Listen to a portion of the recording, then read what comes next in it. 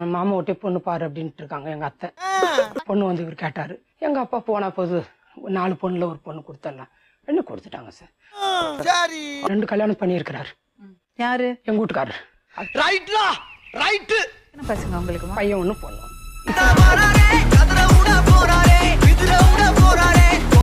இவரா எங்க இன்னும் காணுமேன்னு பார்த்தேன். வந்துட்டாரா சாரு? எவ்வளவு கல்யாணம் பண்ணிருக்கீங்க? கல்யாணம் 3 பண்ணிக்கிறேன். அவ்வளவு வெறி மாப்பிளைக்கு. அக்காவோட தாலியை கழட்டி தங்கச்சி கட்டினீங்களா? இங்க பாரு மேடம். உங்க அப்பா எத்தனை பேரோட பேரை சொல்றாரு?